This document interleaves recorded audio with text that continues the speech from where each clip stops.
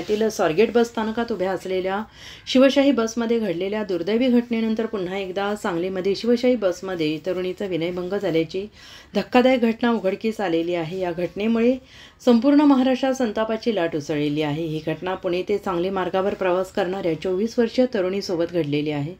संशयित वैभव वसंत कांबळे यांनी बसमध्ये तरुणीसमोर अश्लील कृत्य करत विनयभंग केला आहे आणि मध्यरात्री 12:30च्या सुमारास सांगली बस स्थानकावर ही घटना घडली आणि उघडकीस आली।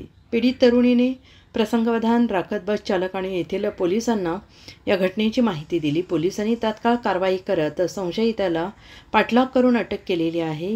पीडित तरुणी कोल्हापूर जिल्ह्यातील शिरोळ तालुक्यातील रहिवासी असून ती पुण्यात नोकरीसाठी राहते। ती स्वारगेट येथून सांगलीकडे जात असताना इस्लामपूर येथे संशयित बसमध्ये चढला आणि तिच्या मागील सीटवर बसला। आष्टा येथे आल्यानंतर त्याने वारंवार खिडकीजवळून पीडितेला स्पर्श करण्याचा प्रयत्न केला आणि अश्लील वर्तन केले। रात्रीची वेळ असल्याने तरुणी घाबरली, मात्र बस सांगली स्थानकात पोहोचताच तिने आरडाओरडा करत या घटनेची माहिती दिली। पोलिसांनी तात्काळ हस्तक्षेप करून आरोपीला ताब्यात घेतलेला आहे आणि त्याला चोप देत पोलीस ठाण्यात नेलं आहे। या घटनेनं पुन्हा एकदा महिलांच्या सुरक्षेचा मुद्दा ऐरणीवर आलेला आहे।